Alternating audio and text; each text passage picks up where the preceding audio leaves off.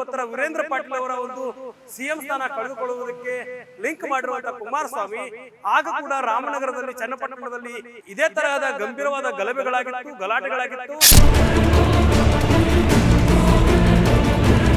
CM ಸಿದ್ದರಾಮಯ್ಯನ ಕೆಳಗಿಳಿಸಲು ತಂತ್ರವನ್ನ ಹೂಡಿದ್ದಾರೆ ಎನ್ನುವಂತ ಹೊಸ ಬಾಂಬ್ ಸಿಡಿಸುವ ಮೂಲಕ ಕುಮಾರಸ್ವಾಮಿ ಸಿಎಂ ಸಿದ್ದರಾಮಯ್ಯ ಅವರ ಪರವಾಗಿ ಬ್ಯಾಟ್ ಬೀಸುವುದರ ಜೊತೆಗೆ ಇತ್ತ ಸಿಎಂ ಕುರ್ಚಿಗಾಗಿ ಯಾರು ರೇಸ್ ನಲ್ಲಿದ್ದಾರೆ ಅವರ ವಿರುದ್ಧ ಗಂಭೀರವಾದಂತಹ ಆರೋಪವನ್ನು ಮಾಡುತ್ತಿದ್ದಾರೆ. ಗ್ಯಾರಂಟಿ ಗ್ಯಾರಂಟಿ ಗ್ಯಾರಂಟಿ, ಇದು ಗ್ಯಾರಂಟಿ ನ್ಯೂಸ್. ಸುದ್ದಿ ಖಚಿತ, ನ್ಯಾಯ ನಿಶ್ಚಿತ. ರಾಜ್ಯದಲ್ಲಿ ಈಗ ನಾಗಮಂಗಲದ ಗಲಭೆಯ ಸದ್ದು ಜೋರಾಗಿದೆ. ಈ ಒಂದು ಗಲಭೆಯ ನಡುವೆ ಇದೀಗ ಕೇಂದ್ರ ಸಚಿವ ಎಚ್.ಡಿ. ಕುಮಾರಸ್ವಾಮಿ ಮತ್ತೊಂದು ಹೊಸ ಬಾಂಬ್ ಸಿಡಿಸಿದ್ದಾರೆ. ಸಿಎಂ ಸಿದ್ದರಾಮಯ್ಯ ಅವರನ್ನ ಕೆಳಗಿಳಿಸುವ ನಿಟ್ಟಿನಲ್ಲಿ ಕಾಂಗ್ರೆಸ್ ಈ ಒಂದು ಪ್ರಾಯೋಜಿತ ಗಲಭೆಯನ್ನು ಮಾಡಿದೆ ಅನ್ನುವಂತಹ ಗಂಭೀರವಾದ ಆರೋಪವನ್ನು ಕಾಂಗ್ರೆಸ್ ಮೇಲೆ ಎಚ್.ಡಿ. ಕುಮಾರಸ್ವಾಮಿ ಅವರು ಮಾಡಿರುವಂಥದ್ದು.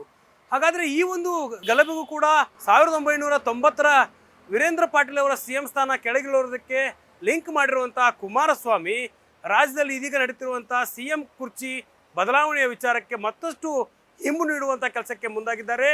ರಾಜ್ಯದಲ್ಲಿ ಸಿಎಂ ಬದಲಾವಣೆಯ ಕೂಗು ಕೇಳಿ ಬರ್ತಾ ಇದೆ. ಕಾಂಗ್ರೆಸ್ ನಾಯಕರು ಸಾಕಷ್ಟು ನಾನು ಸಿಎಂ ಆಗಬೇಕು ಅನ್ನುವಂಥ ಚರ್ಚೆಯನ್ನು ನಡೆಸಿದ್ದಾರೆ. ದೆಹಲಿಯ ಹೈಕಮಾಂಡ್ ಭೇಟಿಯನ್ನು ಮಾಡ್ತಿದ್ದಾರೆ. ಇದೆಲ್ಲದರ ನಡುವೆ ಇದೀಗ ಸಿಎಂ ಸಿದ್ದರಾಮಯ್ಯ ಹೇಳಿರುವಂಥದ್ದು ನಾನೇ ಸಿಎಂ ಆಗಿ ಮುಂದುವರಿತೇನೆ. ಇದೆಲ್ಲದರ ನಡುವೆ ಇದೀಗ ಈ ಒಂದು ನಾಗಮಂಗಲದ ಗಲಾಟೆ ನಡೆದಿದೆ. ಇದಕ್ಕೂ ಮತ್ತು 1990ರ ವೀರೇಂದ್ರ ಪಾಟೀಲ್ ಅವರ ಒಂದು ಸಿಎಂ ಸ್ಥಾನ ಕಳೆದುಕೊಳ್ಳುವುದಕ್ಕೆ ಲಿಂಕ್ ಮಾಡಿರುವಂಥ ಕುಮಾರಸ್ವಾಮಿ ಆಗ ಕೂಡ ರಾಮನಗರದಲ್ಲಿ ಚನ್ನಪಟ್ಟಣದಲ್ಲಿ ಇದೇ ತರಹದ ಗಂಭೀರವಾದ ಗಲಭೆಗಳಾಗಿತ್ತು, ಗಲಾಟೆಗಳಾಗಿತ್ತು. ಅದರಲ್ಲೂ ಕೂಡ ಕಾಂಗ್ರೆಸ್ ನಾಯಕರೇ ಬೆಂಕಿ ಹಚ್ಚಿ ಪ್ರಚೋದನೆಯನ್ನು ನೀಡಿದ್ರು. ಹೀಗಾಗಿ ಅವತ್ತಿನ ಲಿಂಗಾಯತ ನಾಯಕ ವೀರೇಂದ್ರ ಪಾಟೀಲ್ ತಮ್ಮ ಸಿಎಂ ಸ್ಥಾನವನ್ನು ಕಳೆದುಕೊಳ್ಬೇಕಾಯ್ತು ಅನ್ನುವಂಥ ಈ ಒಂದು ಆರೋಪವನ್ನು ಮಾಡುವ ಮೂಲಕ ಸಿಎಂ ಸಿದ್ದರಾಮಯ್ಯ ಇದೀಗ ಕುರ್ಚಿ ಕಳೆದುಕೊಳ್ತಾರಾ ಅನ್ನುವಂಥ ರೀತಿಯಲ್ಲಿ ಕುಮಾರಸ್ವಾಮಿ ಅವರು ಹೇಳಿಕೆಯನ್ನು ನೀಡಿದ್ದಾರೆ.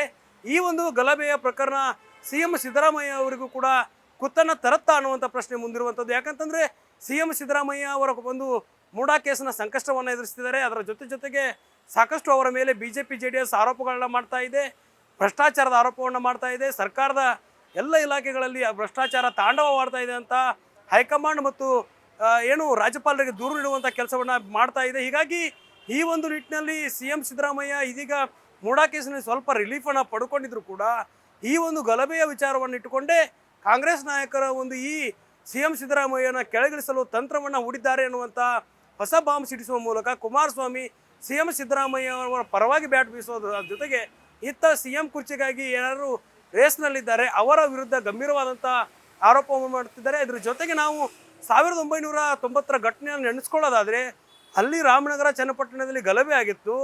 ಅದನ್ನು ಕೂಡ ಕಾಂಗ್ರೆಸ್ನ ಕೆಲವೊಂದಿಷ್ಟು ನಾಯಕರೇ ಮಾಡಿದ್ರು. ಅದರ ಜೊತೆಗೆ 1990ರ ಒಂದು ಘಟನೆಯನ್ನು ಇದೀಗ ಮತ್ತೆ ನೆನಪಿಸುವ ಮೂಲಕ DCM DK ಶಿವಕುಮಾರ್ ಸಿಎಂ ಸ್ಥಾನದ ಆಕಾಂಕ್ಷಿಯಾಗಿದ್ದಾರೆ.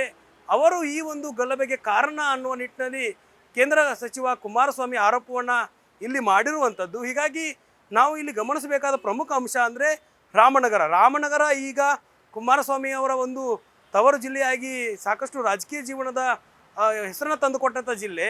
ಅದನ್ನು ಮತ್ತೆ ಮುನ್ನೆಲೆಗೆ ತರುವಂಥ ಕೆಲಸವನ್ನು ಕುಮಾರಸ್ವಾಮಿ ಮಾಡಿದ್ದಾರೆ. ಅಲ್ಲಿ ಈಗ ಪೈಪೋಟಿ ಇರುವಂಥದ್ದು ಚನ್ನಪಟ್ಟಣದ ಒಂದು ಉಪಚುನಾವಣೆ. ಅದರ ಜೊತೆಗೆ ಚನ್ನಪಟ್ಟಣ, ರಾಮನಗರ, ಮಂಡ್ಯ, ನಾಗಮಂಗಲ, ಇದರ ಜೊತೆಗೆ ಸಿಎಂ ಸಿದ್ದರಾಮಯ್ಯ ರಾಜೀನಾಮೆ. ವೀರೇಂದ್ರ ಪಾಟೀಲ್ ಅವರಿಗೆ ಆದಂಥ ಗತಿಯೇ ಸಿಎಂ ಸಿದ್ದರಾಮಯ್ಯ ಅವರಿಗೆ ಬರುತ್ತಾ ಅನ್ನುವ ನಿಟ್ಟಿನಲ್ಲಿ ಈ ಒಂದು ಚರ್ಚೆ ಇದೀಗ ಆರಂಭವಾಗಿದೆ. ಈ ಚರ್ಚೆಗೆ ಹೊಸ ಒಂದು ರೂಪವನ್ನು ಕೊಡುವ ನಿಟ್ಟಿನಲ್ಲಿ ಕುಮಾರಸ್ವಾಮಿ ಈ ಒಂದು ಆರೋಪವನ್ನು ಮಾಡಿರುವಂಥದ್ದು. ಹೀಗಾಗಿ ಕಾಂಗ್ರೆಸ್ ಪ್ರಾಯೋಜಿತ ಗಲಭೆಯ ಅಥವಾ ಈ ಒಂದು ಗಲಭೆಗೆ ನಿಜವಾದ ಕಾರಣ ಗಣಪತಿಯ ಹಬ್ಬ ಈ ಒಂದು ಗಲಾಟೆಗೆ ಕಾರಣವಾಯಿತಾ? ಅದರ ಜೊತೆಗೆ FIR ಕಾಪಿಯಲ್ಲೂ ಕೂಡ ಉಲ್ಲೇಖವಾಗಿರುವಂಥ ಹಿಂದೂಗಳ ಹೆಸರನ್ನು ಕುಮಾರಸ್ವಾಮಿ ಮುನ್ನೆಲೆಗೆ ತರುವ ಮೂಲಕ ಸಿಎಂ ಸಿದ್ದರಾಮಯ್ಯ ಕುರ್ಚಿ ಕಳೆದುಕೊಳ್ತಾರೆ ಅನ್ನುವಂಥ ನಿಟ್ಟಿನಲ್ಲಿ ಇದೀಗ ಹೊಸ ಚರ್ಚೆಗೆ ನಾಂದಿಯನ್ನು ಕುಮಾರಸ್ವಾಮಿ ಅವರು ಆಡಿದ್ದಾರೆ. ಈ ಒಂದು ಗಲಭೆ ಹಿಂದಿರುವ ಕಾರಣವನ್ನು ಕಾಂಗ್ರೆಸ್ ಹೇಳಲೇಬೇಕು ಅಂತ ಒತ್ತಾಯವನ್ನು ಕುಮಾರಸ್ವಾಮಿ ಅವರು ಮಾಡಿರುವಂಥದ್ದು. ಕ್ಯಾಮ್ರಾ ಪರ್ಸನ್ ಯುವರಾಜ್ ಜೊತೆ ದುರ್ಗೇಶ್ ನಾಯಕ, guarantee news, Bengaluru. Guarantee news, ಸುದ್ದಿ ಖಚಿತ, ನ್ಯಾಯ ನಿಶ್ಚಿತ.